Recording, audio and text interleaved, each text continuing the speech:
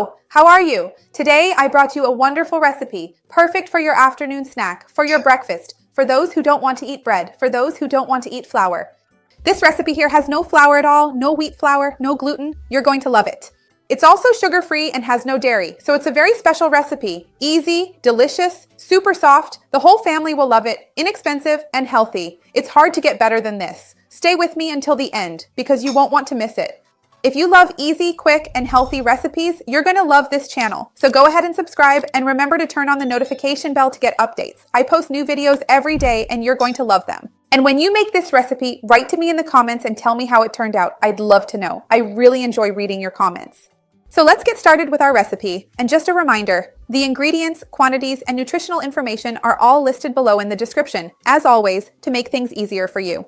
And if you like recipes like this for small meals, for breakfast, or for an afternoon snack, go ahead and leave a like, and I'll come back and make more recipes like this for you.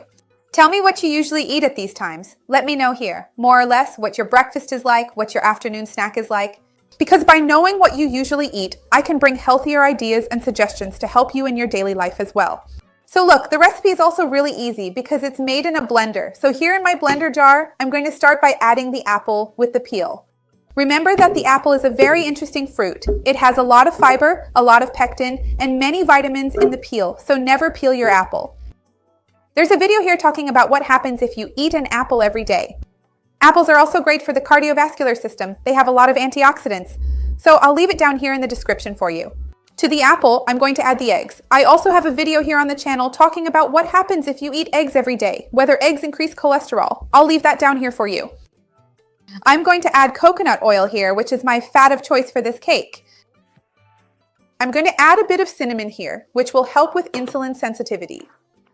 And now I'm going to add my baking powder. I'm going to blend this so it gets well mixed, and then I'll add the final ingredient. So hold on a second.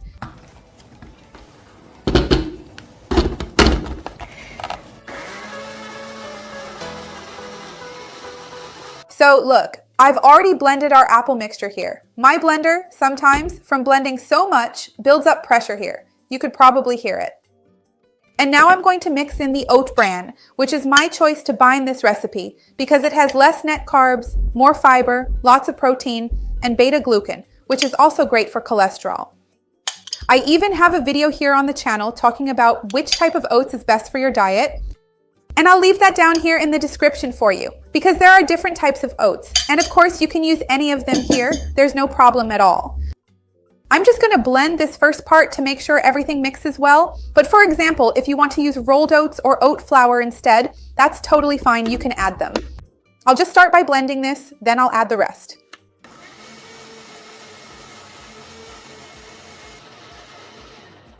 Look, so I've already blended it completely here. And to make things much easier for all of us, I did something very important ahead of time to really speed things up a bit.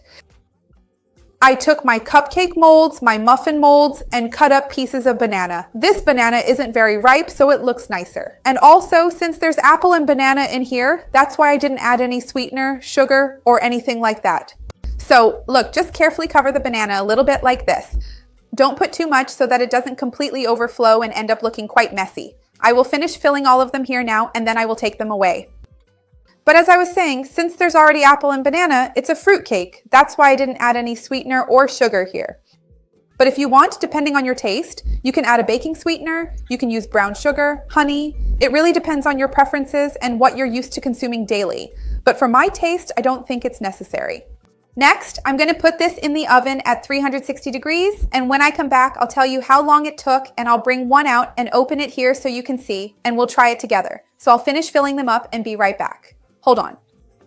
It only takes 15 minutes for this recipe to be ready, and look how beautiful it turns out when we arrange the banana like this. I actually put it the other way around, but the bottom part looks nicer because it shows up more. So it's even a different idea for you to present it. So tell me, are you going to need to add any kind of sugar or sweetener, or will you make it plain just like I did? I'd love to see your comment. Give the video a like because that really helps me out, and share it with anyone who would enjoy it or who needs it. Let's work together to spread this positive movement, which is exactly what I want here on the channel. And now, let me try one and show you what it looks like inside.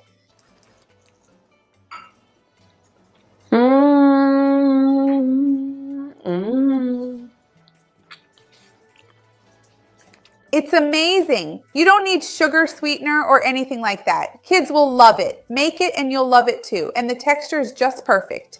See you next time. Bye. I'm going to have another piece. Mmm.